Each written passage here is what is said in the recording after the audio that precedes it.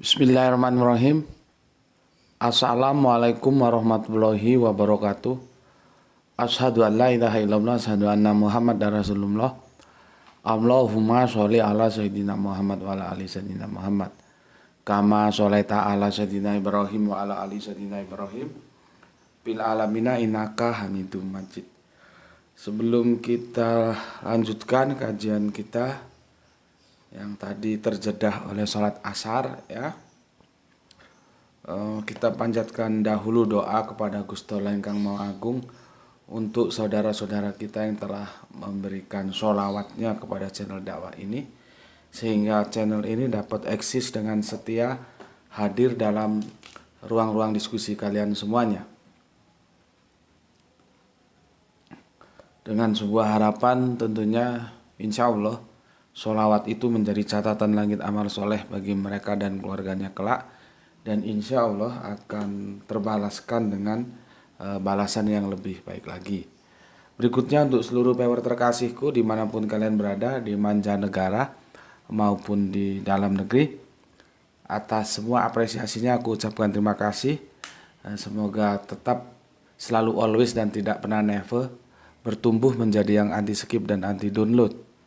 Bagi yang berkenan silakan saja di share ya, linknya, link kajiannya yang di share. Jangan kamu unduh, kamu potong sakarepmu, terus kamu potong semau-maumu, terus kamu unggah ulang. Jangan. Aku tidak pernah memberikan izin yang seperti itu. Berikutnya juga semua dari kalian aku ucapkan terima kasih yang telah memberikan doa kebaikan untukku, dan aku juga berdoa kepada Gusti Allah yang Maha Agung. Semoga kebaikan doamu untukku dicurahkan juga untuk kalian semuanya. Sesama saudara muslim kita mendoakan yang baik, ya. Dan insya Allah doa kita bagian dari doa-doa yang diijabahi oleh Gusti Allah yang Maha Agung. Amin amin ya rabbal alamin. Bismillahirrahmanirrahim.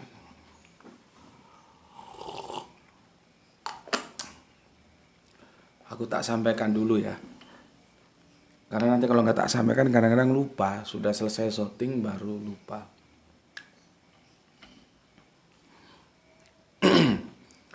Kita kan sudah tahu ya, ada hal-hal yang baik yang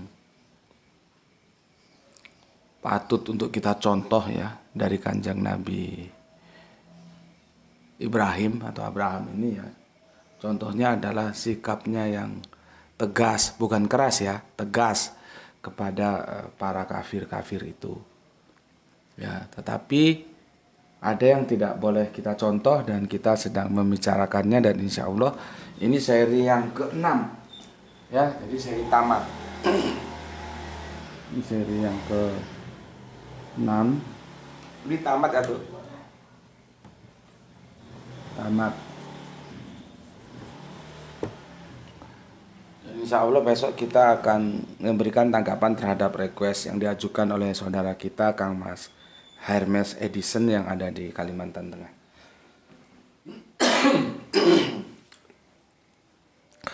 Hal-hal yang boleh kita contoh ya, bagaimana mensikapi terhadap yang kafir ya, tegas seperti itu ya. Tapi harus diingat bahwa kita tidak dilarang berinteraksi kepada orang-orang kafir yang itu tidak mengusir kita dari tempat kita dan tidak menghalang-halangi kita ketika kita menentukan pilihan hidup dalam hukum Allah. Ya. Oke.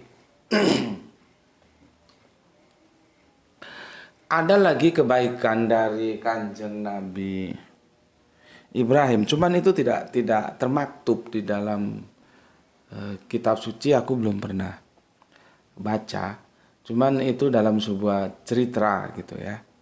Ya tentunya yang namanya cerita itu ya silahkan, kalau mau diterima ya monggo, ditolak ya monggo.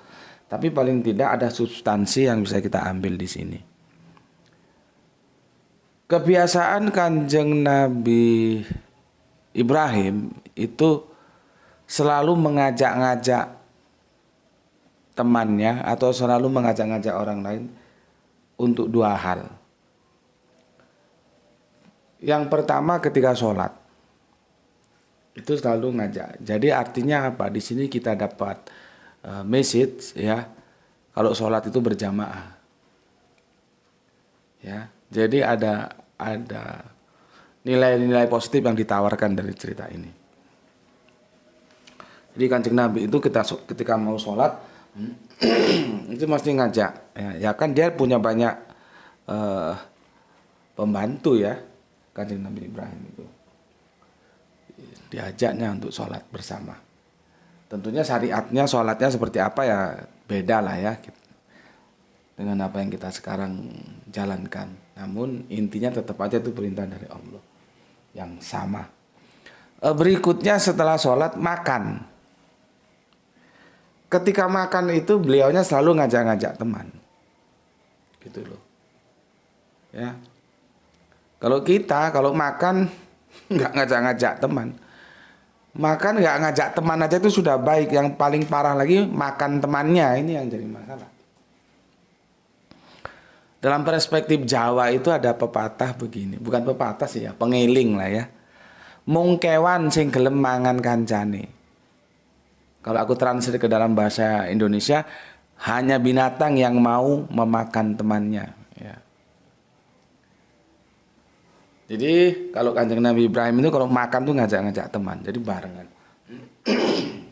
Itu sebagai pesan positif kepada kita. Kita juga kalau makan begitu, ajak teman. Jangan justru tidak ngajak teman atau malah makan temannya. Itu udah kacau itu. Seperti lagunya Raja Dangdut itu ya. Tidakkah kau tahu? Jadi jangan makan teman, tidak baik. Oke, itu dua yang aku perlu sampaikan ke kalian ya. Sebagai sesuatu yang perlu kita contoh. Sholat berjamaah dan berbagi bersama kepada teman-teman kita.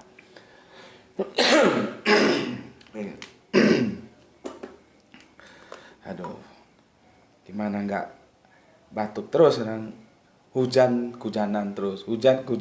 Ini baru hujanan tadi. Bismillahirrahmanirrahim. Oke, aku review sejenak ya. Yang jadi masalah ini sudah kita bicarakan di seri 5 ya. Kanjeng Nabi Ibrahim atau Bapak Abraham kita ya berdoa mohon ampun atas dua yang tak bisa dikompromikan, orang tuanya dan orang beriman.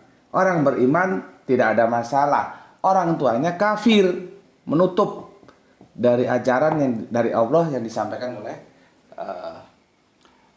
Kanjeng Nabi Ibrahim. Masalahnya seperti apa ini? Itu loh ya. Sekarang kita tanya, memangnya Kanjeng Nabi Ibrahim itu tidak tahu kalau orang tuanya itu sesat, tidak mau tunduk terhadap ajaran yang diamanahkan kepada dia dari Allah. Ya, maka kita bisa menilik di Quran surat As-Su'ara ya. Ini aku hapus dulu ya. Ini sudah kan? Sudah aku jelaskan ya. Sini. Tuh kasih air dikit tuh. Agak sulit dia, kering. Ya. Kita sekarang coba mengeksplor dari apa yang tertera di dalam Al-Qur'an ya. Jadi kalau kita baca Al-Qur'an itu semakin menarik, semakin lama semakin menarik karena apa yang kita cari akan terkuak di sana ya. Kita kan perlu tahu ini, memangnya Kanjeng Nabi Ibrahim itu tidak tahu kalau orang tuanya itu kafir, orang tuanya itu sesat, ya. Kok minta didoa, kok minta diberi ampunan, didoakan agar diampuni, ya. Oke, sekarang buka. Jadi kalau aku bilang Al-Qur'an, kamu juga buka, ya, supaya enak. Quran surat As-Su'ara. Batuk ini. Quran surat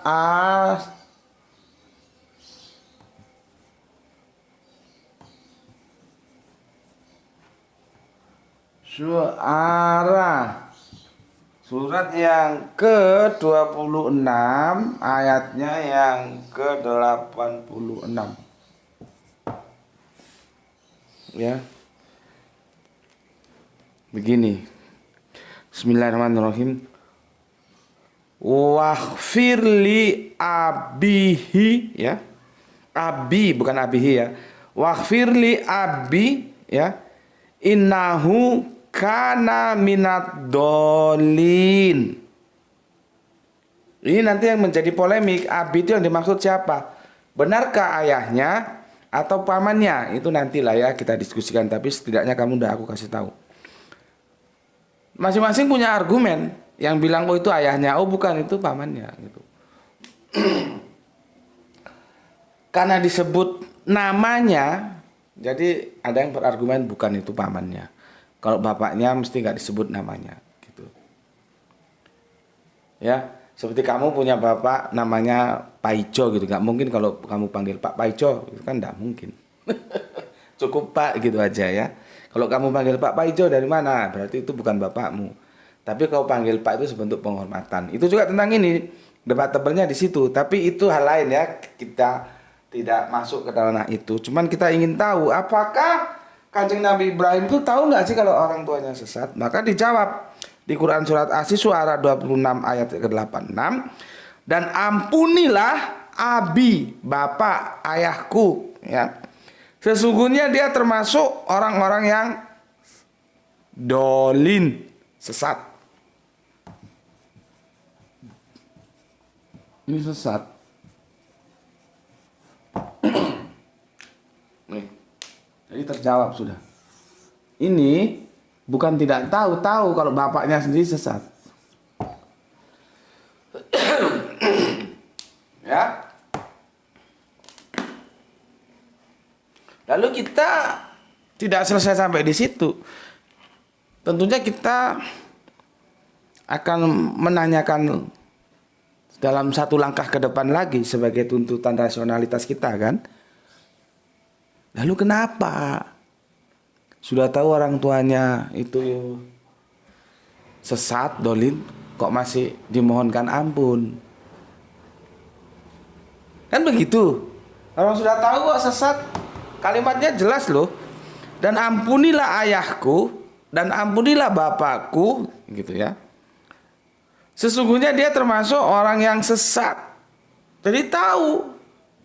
Kalau Arabiunnya kana minad dolin. Jadi bukan tidak tahu kalau orang tuanya sesat, bapaknya sesat. Tahu. Lalu kenapa sih sudah tahu sesat kok masih didoakan untuk mendapatkan ampunan?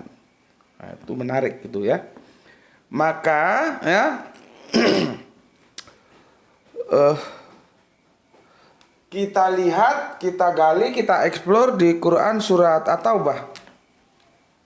Quran surat At-Taubah apa ini tuh?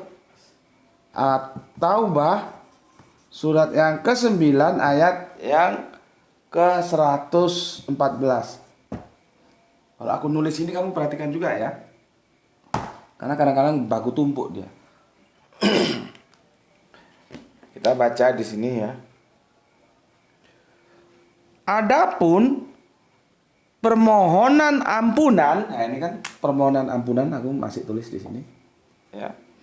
Permohonan ampunan Ibrahim kepada Allah tentunya ya. Jadi kalau mohon ampunnya kepada Allah ya. Jangan kepada yang lain ya. Untuk bapaknya ya. Untuk bapaknya ya, abihi ya, ila ya. Tidak lain ya. Hanyalah karena suatu janji yang telah diikrarkannya kepada bapaknya. Jadi karena janji. Janji itu adalah hutang. Makanya kan hati-hati. Namanya hutang harus dibayar. Karena apa? Janji. Nih. Karena janji. Kadung janji, terlanjur janji. Nih. Karena terlanjur janji, meskipun tahu sesat, Tapi sudah terlanjur janji didoakan. Gitu. Ya. Terlanjur janji.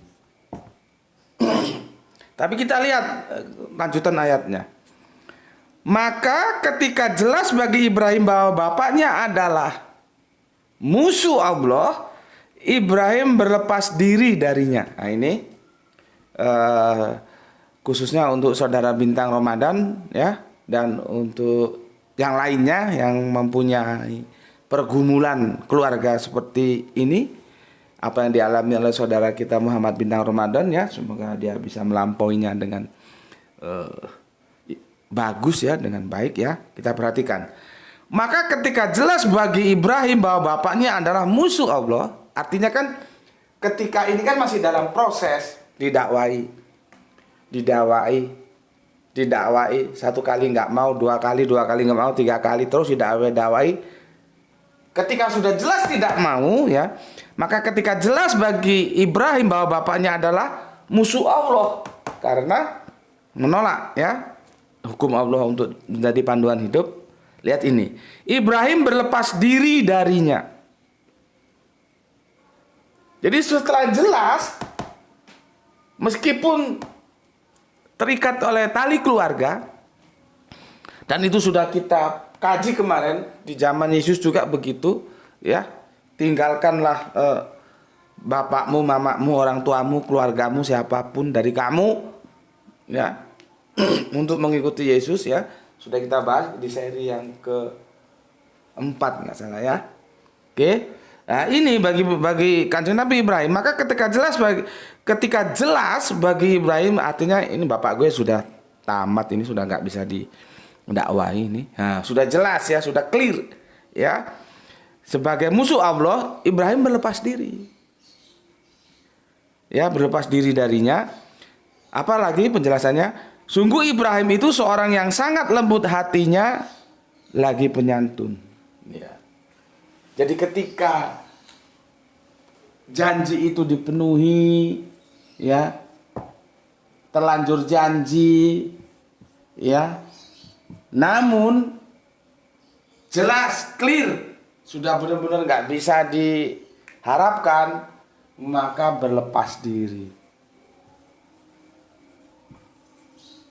Nih, Kang Mas Muhammad bintang Ramadan ya, berlepas diri ya. Namun demikian kita lihat penjelasannya. Ibrahim itu seorang yang lembut dan penyantun. Nah, seperti yang aku bilang kemarin, secara sosial kita berinteraksi dengan siapapun, dengan kafir harus baik. Tapi masalah akidah tegas, berlepas diri. Lakum dinukum waliyadin. You gue. Karena sudah nggak bisa dikompromikan. Yang namanya akidah nggak bisa dikompromikan. Tuh ya. Oke. Sekarang ini kan peristiwa yang mengena kepada kanjeng Nabi Ibrahim. Lalu bagaimana dengan kanjeng Nabi Muhammad? Apa mengalami hal yang sama? Ya. Apakah mengalami hal yang sama? Ya. Maka kita bisa lihat di surat At-Taubah ayat, surat berapa ini, Le? Coba ketik, Le, sama saja 70 kali, ketik 70 kali coba. Ini aku. Ini habis tuh. Coba dicas. Sebentar. 70 kali ketik tuh, biar keluar nanti dia.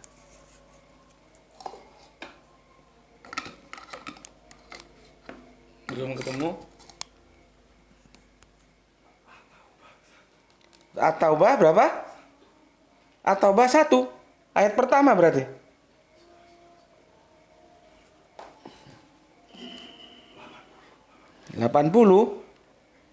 At-Taubah 80. Kita berpacu dengan inilah, waktu begitu cepat berlalu. Ini sudah mau masuk maghrib. Kalau tadi kita kena asar, sekarang kena maghrib. Berapa, Le? 80 ya. Oke.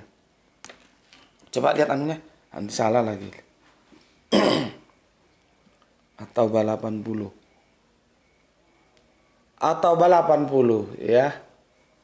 Oke, oke, oke. Jepitannya ini mana tuh? Ini masih ada. Oh. Nah, inilah papan tulisnya terbatas ya.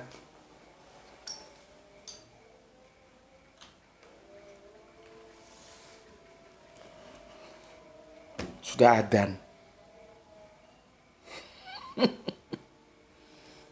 Nanti kita lanjutkan ya. Sudah adzan. Bismillahirrahmanirrahim. Alhamdulillahirabbil alamin.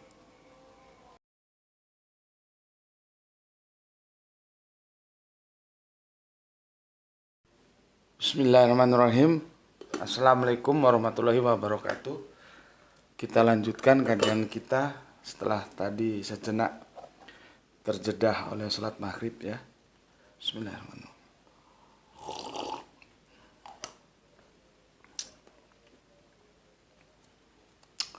Dari Kanjeng Nabi Ibrahim sudah kita tahu seperti itu ya. Ketika beliaunya bagaimana harus bersikap ya, mendoakan terhadap yang kafir sekalipun itu kerabatnya ya. Sekarang kita lihat Kanjeng Nabi Muhammad seperti apa ya. Maka ada di Quran surat At-Taubah surat 9 ayat 80. Quran surat At-Taubah surat 9 ayatnya 80. Ya. Jadi Kanjeng Nabi Muhammad itu juga pernah mengalami yang sama seperti apa yang dialami oleh Kanjeng Nabi Ibrahim ya. Dan Kanjeng Nabi Muhammad pun diperingatkan ya, gini. Bismillahirrahmanirrahim ya. Diawali dengan istaghfir lahum aula tastaghfir ya. Lahum. Kalau terjemahannya sami mawon. Sami mawon itu bahasa Jawa alias sama saja ya. Engkaunya itu merujuk kepada Kanjeng Nabi Muhammad, memohonkan ampunan bagi mereka atau tidak memohonkan ampunan bagi mereka. Kalau pakai bahasa anak eksak ini namanya korelasinya nggak ada. Kalau pakai bahasa gaul kagak ngepek. Kalau anak-anak milenial ya. Kalau kami dulu di eksak korelasinya 0. Nggak berkorelasi. Mau dimohonkan ampun atau tidak itu sama saja. Ya. Jadi nggak ngepek. Kau ulangi lagi. Sama saja engkau, maksudnya Kanjeng Nabi Muhammad, memohonkan ampunan bagi mereka atau tidak memohonkan ampunan bagi mereka. Sama saja. Ditegaskan lagi, walaupun engkau, ini hati-hati, ini ada bahasa metafor ya. Walaupun engkau memohonkan ampunan bagi mereka 70 kali. Ya. Allah tidak akan memberi ampunan kepada mereka. Walaupun 70 kali kamu memohonkan ampunan, Allah tidak akan mau kasih ampunan kepada mereka. Yang demikian itu karena mereka ingkar, kafir, menutup kepada Allah dan Rasulnya. Dan Allah tidak memberikan petunjuk kepada orang-orang yang fasik. Jadi orang-orang demikian itu gelarnya macam-macam ya. Ada yang dapat gelar dolim tadi, terus ini dapat gelar fasik. Perhatikan, walaupun engkau mohonkan ampunan bagi mereka 70 kali. Apa ini artinya?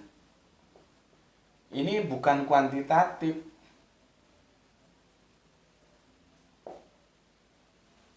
Ya. Seperti gini. Hartanya itu dapat dari warisan. Dia memang dari keluarga kaya. Itu warisannya itu dimakan 7 turunan itu nggak habis. Nah, misalkan gitu ya. Itu jangan kamu pahami turunan ke-1, turunan ke-2, ke-3, ke-4, ke-5, ke-6 sampai ke-7, nggak habis. Nggak begitu. Artinya warisannya itu banyak. Maka banyak itu diwakili oleh 7 turunan. 7 turunan tuh nggak habis. Kata 7 berdasarkan kuantitatif ya memang dia 7, tapi di situ tidak dimaknai kuantitatif. Nah, kadang juga seperti ini. 70 kali ini jangan kamu pahami kuantitatif, bukan. Ya. Bukan kuantitatif ini. Artinya sama tadi, seperti yang aku kasih perumpamaan 7 turunan. Ini artinya berkali-kali atau banyak kali. Berkali-kali, bersungai-sungai. Kali kan sungai. Atau banyak kali. Banyak sungai. Ini nggak ngepek. Walaupun kamu berkali-kali saking cintamu, saking kasihmu, saking sayangmu kepada orang tuamu, kagak ngepek. Nggak terkorelasikan. Sama saja sami mawon. Jadi gimana? Ya sudah, takdirnya sudah begitu. Ketika anak Adam tuh mati, takdirnya kan sudah selesai. Kecuali yang masih hidup, ya bisa merubah. Kalau mau. Takdir itu artinya ketetapan, ya.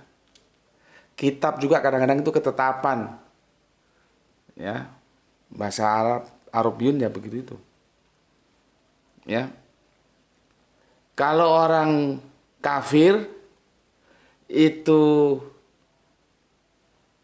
neraka, itu takdirnya sudah seperti itu. Orang iman nantinya ke surga, itu takdirnya seperti itu. Ketetapannya seperti itu. Gak mungkin bajingan-bajingan yang ingkar terhadap hukum Allah terus masuk surga, itu gak mungkin. Karena takdirnya gak begitu gitu loh. Ketetapannya gak begitu.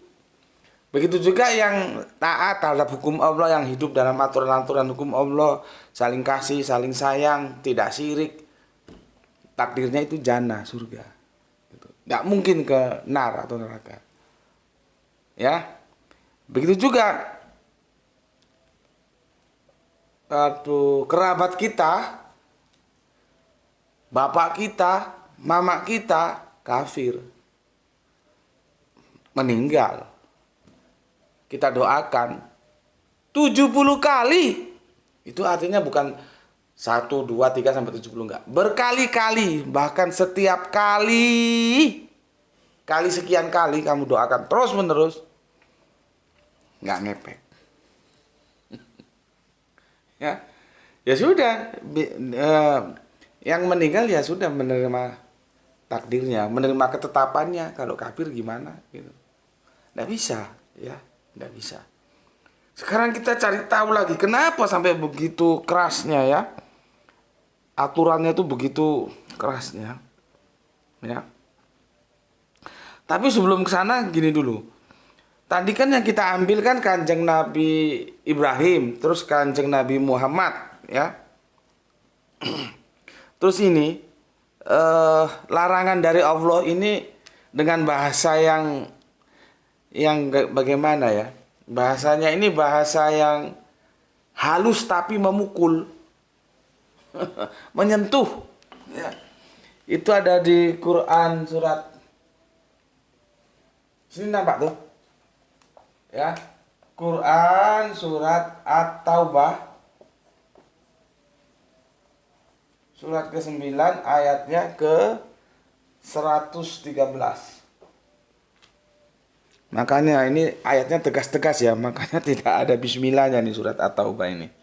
Nanti bismillahnya itu dipenuhi di surat An-Nahl ya kalau nggak salah, itu ada 2 bismillah. Jadi total bismillahnya tetap 114. Begini katanya. Bismillahirrahmanirrahim ya. Maka lin nabiyil waladzina amanu ayastaghfiru lil musyrikina walau kanu uli kurba mim ba'di ma tabayyana lahum annahum ashabul jahim. Sampai sebegitunya. Apa? Tidak pantas. Coba. Bahasanya halus tapi memukul, menghunjam. Tidak pantas bagi Nabi dan orang-orang yang beriman memohonkan ampunan kepada Allah bagi orang-orang musyrik. Tidak pantas. Allah sampai menggunakan diksi tidak pantas, itu kan benar halus tapi kan memukul. Masuk ke dalam satu hati sanubari kita. Ora pantas. Nggak pantas kamu gitu. Siapa? Nabi dan orang-orang beriman. Nggak pantas ya memohonkan ampunan kepada Allah bagi orang-orang musyrik. Ini penekanan lagi ini. Sekalipun orang itu kaum kerabatnya. Setelah jelas bagi mereka bahwa orang musyrik itu penghuni neraka, atau di sini jahanam, atau di Arabiunya jahim. Jadi tidak pantas. Sampai ditekan lagi, walaupun itu bukan sekedar teman, walaupun itu saudaramu, kerabatmu, orang tuamu, tidak pantas. Ya. Jadi Nabi aja dibegitukan, ditambah lagi orang beriman dibegitukan sama Allah. Tidak pantas. Kan kita gimana kalau tidak pantas kamu gitu itu. Nah, itu kan kalem tapi menghunjam ya. Allah bilang tidak pantas. Nah, maka dari itu jangan ya. Jangan mendoakan kalau sudah jelas kekafirannya ya, kecuali masih dalam proses kita dakwah, itu beda lagi. Seperti tadi Kanjeng Nabi Ibrahim ya.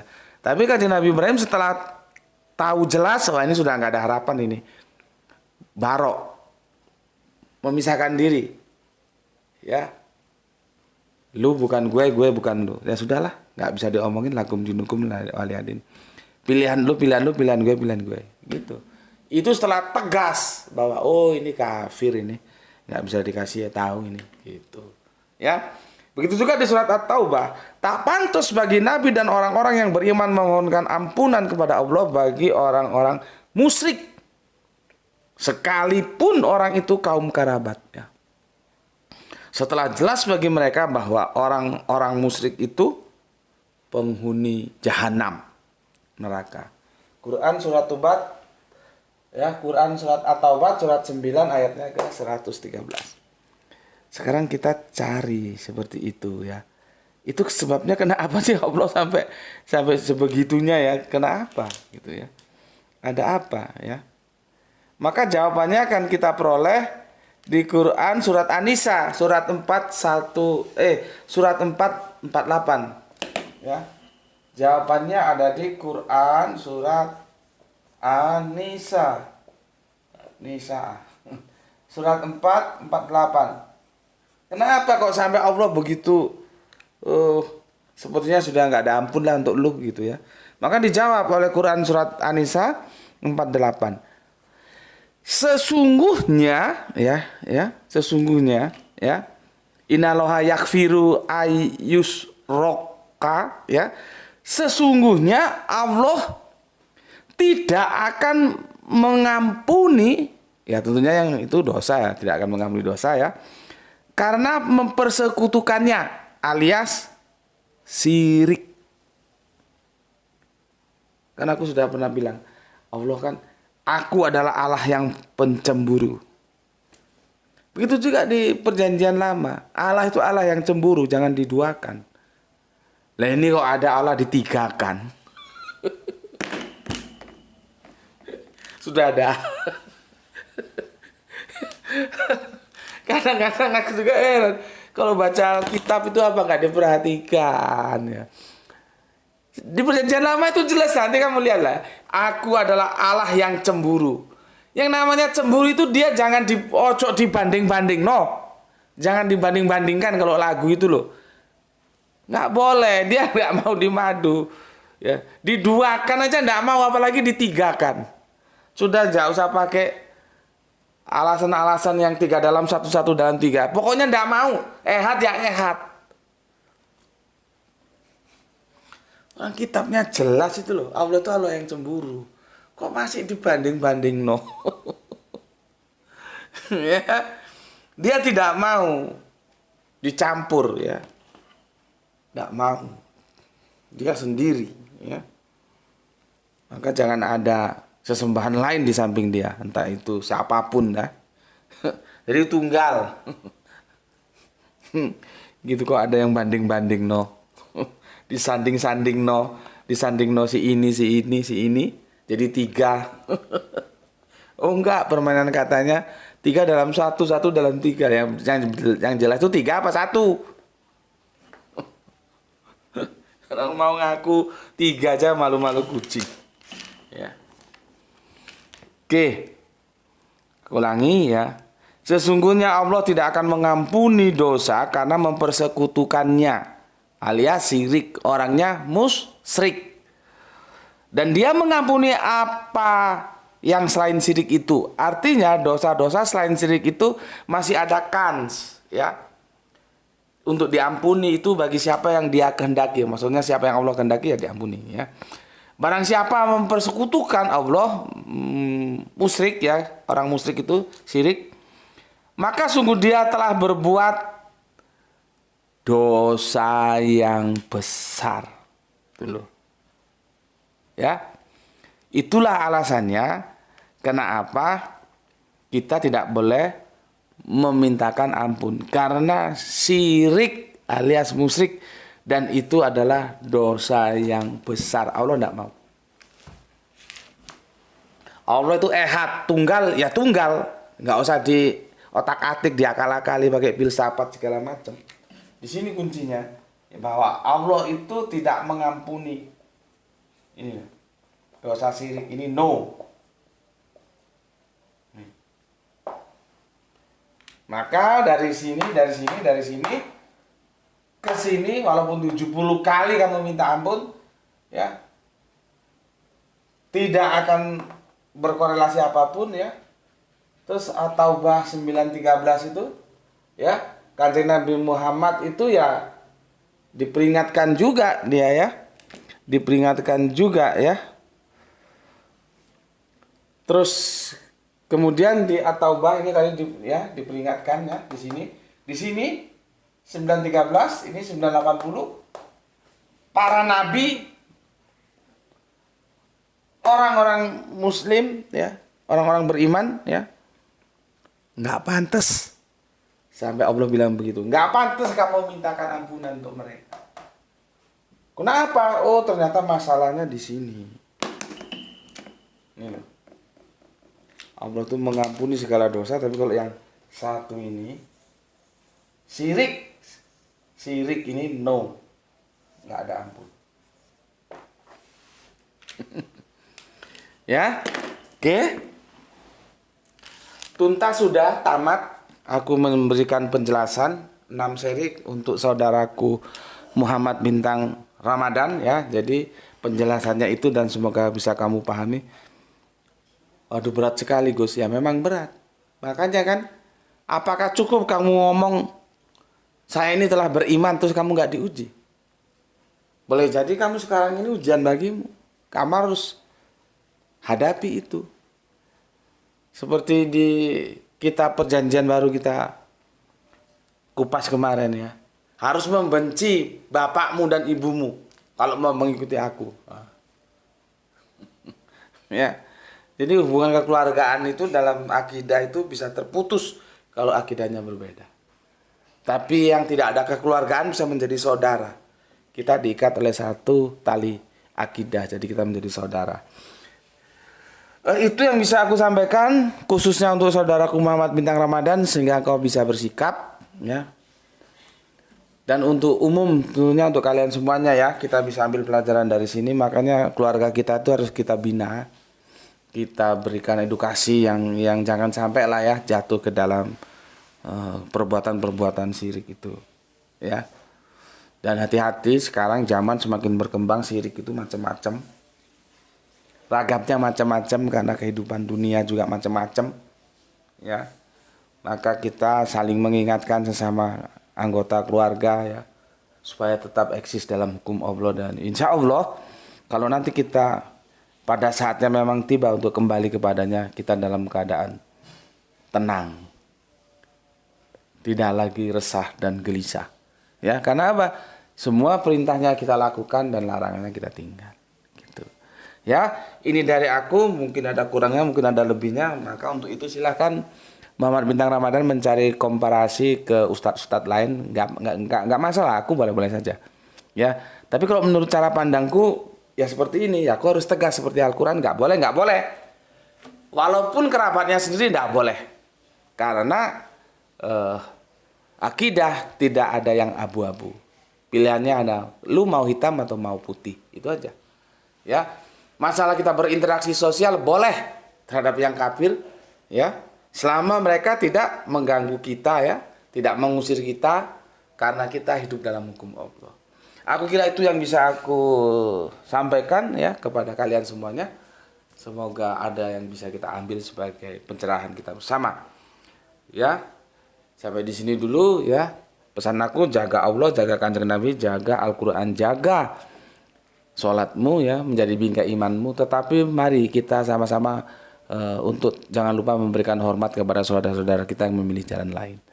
Semoga kita mendapatkan keberuntungan, ya, rezeki yang barokah dan kesehatan yang prima. Sudah aku tutup ya, selesai. Besok kita beralih ke tajuk lainnya yang direquest oleh Kang Hermas Edison dari Kalimantan Tengah. Ya, seri 6 tamat. Bismillahirrahmanirrahim. Alhamdulillahirabbil alamin.